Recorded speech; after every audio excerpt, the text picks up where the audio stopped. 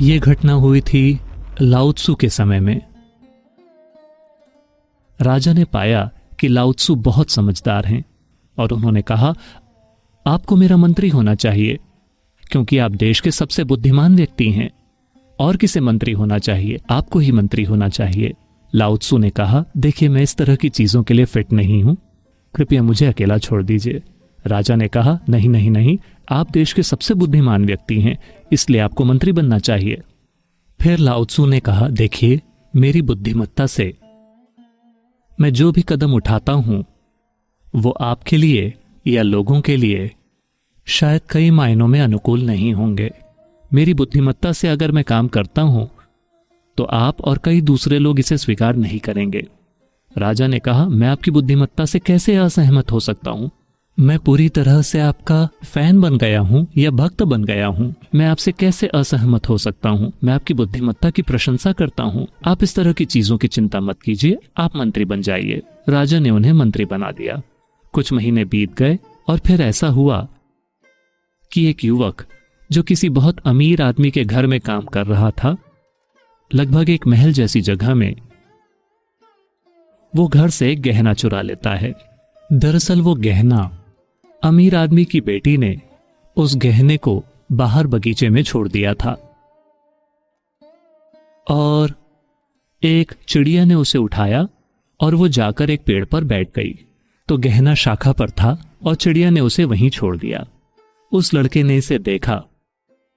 उस युवक ने जो वहां काम कर रहा था, उसने सोचा, मैं इसे चुरा नहीं रहा हूं, चिड़िया ने पहले ही इसे चुरा लिया है। ये पेड़ पर है, अगर चिड़िया ने इसे दीवार के बाहर गिरा दिया होता तो कोई भी इसे उठा सकता था, लेकिन ये पेड़ पर है और उसे बुरी तरह से आर्थिक मदद की जरूरत है।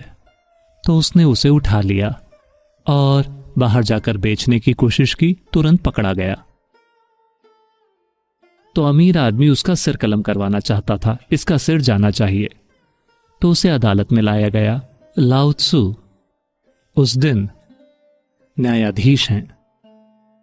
उन्होंने इसे देखा और कहा, अमीर आदमी को 50 कोड़े पड़ने चाहिए और गरीब आदमी को अमीर आदमी की दौलत का 10% मिलना चाहिए। अमीर आदमी भड़क गया, यह क्या बकवास है? इस आदमी ने मेरे घर से गहना चुराया है और मुझे 50 कोड़े मिल रहे हैं और मुझे अपनी दौलत का 10% उसे देना होगा। वो राजा के पास गया, ये कैसी बकवास है? राजा हैरान रह गया, देश के सबसे बुद्धिमान व्यक्ति लाओ त्सु ऐसा क्यों करेंगे? तब उन्होंने लाओ त्सु को बुलाया और कहा, यह क्या है? मैं आपकी बुद्धि पर सवाल नहीं उठा रहा हूं, लेकिन इस फैसले का आधार क्या है? तब लाओ त्सु ने कहा, सबसे पहले इस आदमी ने इतना कुछ क्यों जमा किया है कि जब एक कीमती गहना गायब हो जाता है तो उसका इस पर ध्यान भी नहीं जाता। इसका मतलब है कि उसके पास जरूरत से ज्यादा है, उसने हर किसी से चुराया है, इसलिए उसे 50 कोड़े पड़ने चाहिए। और गरीब आदमी, मैंने उसके जीवन की स्थिति को देखा, उसे 10% दौलत की जरूरत है, तो उसे यह दिया जाना चाहिए। और उस पर अत्याचार किया गया है कि उसका सिर कलम कर दिया जाएगा, तो इसके लिए अमीर आदमी को जुर्माना देना चाहिए और अपनी दौलत का 10% इस आदमी को देना चाहिए। राजा ने उनकी ओर देखा और कहा, प्लीज आप इस्तीफा दे दीजिए।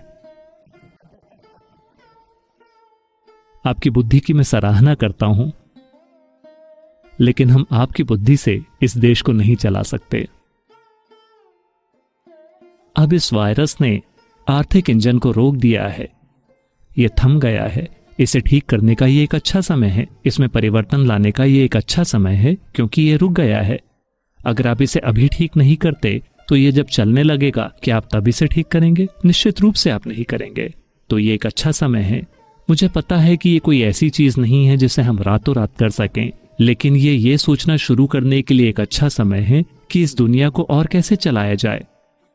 अभी हम बस इसी तरह से माप रहे हैं कि जिसके पास अधिक है वो अधिक सफल है।